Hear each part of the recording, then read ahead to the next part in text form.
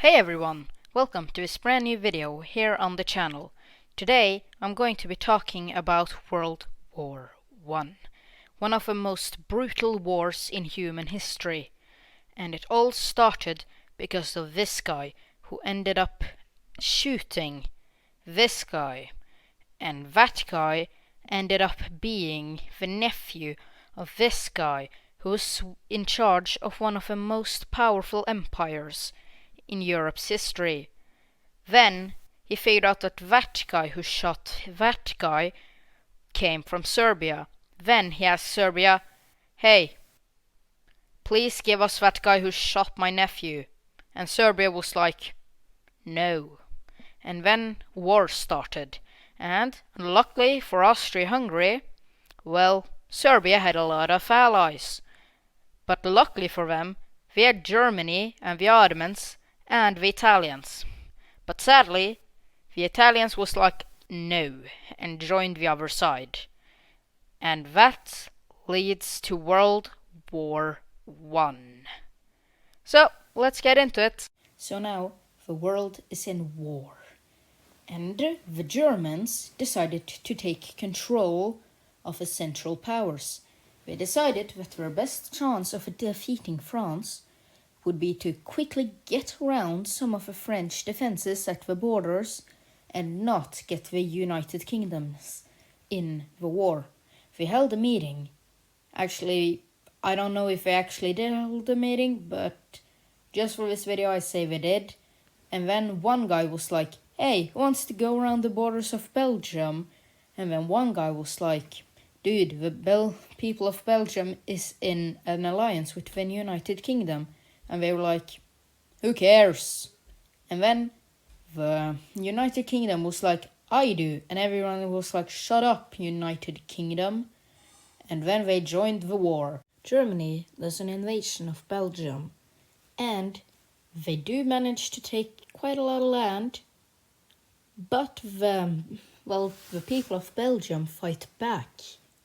Russia is ready for war. And that is bad news for Central Powers, because they are really powerful. And then the Austrians tried to defeat the Russians, and it went really poorly. So the Germans had to send some of their troops away from France and Belgium to help the Austrians and the Hungarians. As you can see on this map, Germany is about to take Paris. That is bad news for the French, because that's their capital city. So they decide to fight back.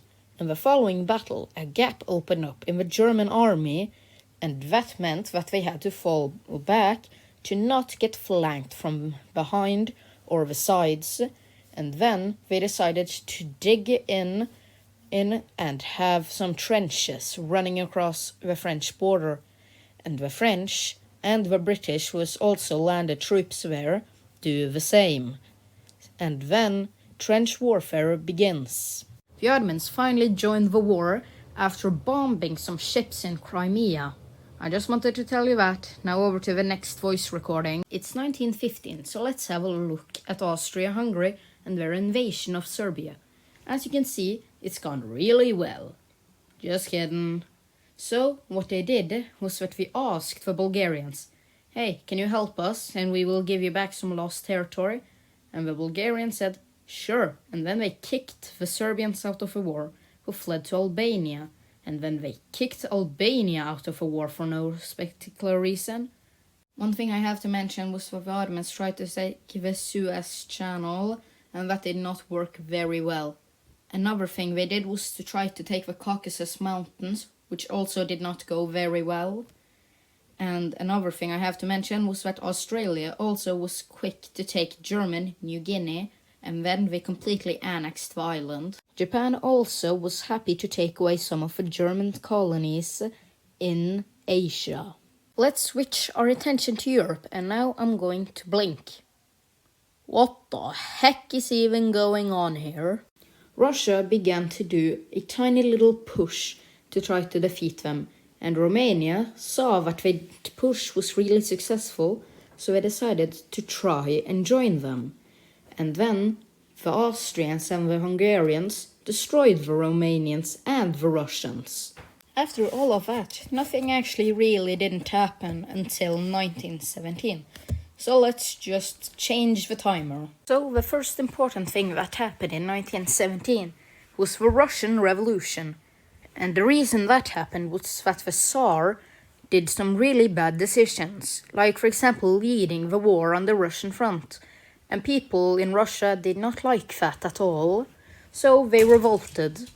And the new government that was installed did also not do a very good job, so then the people revolted again, and then a guy named Vladimir Lenin came in charge, and he made the Soviet Union, and he ended the war for Russia. Germany was kind of scared that the United States of America was going to join the war, so they sent a letter to Mexico asking if they could invade the United States, so they had that pain off their backs. But the British got it first, and then they showed it to the Americans, and they were kinda pissed. After the Americans landed in France and helped defeating the Germans had to surrender and signed the Treaty of Versailles. The reason that they were defeated so easily by the Americans was because they were so tired of war that they couldn't afford another competitor that hadn't been in the war for that long, or in other words, where they had pro-gear. And that is the end of World War I. This is the end of our dear story, and I just want to tell you that if it was something in World War II that I said wrong, like for example that Romania actually joined in 1916 instead of 1915, that, just as a reminder, I did that totally to piss you off and you as a person. And now I'm going to end the video. Bye. See you next time.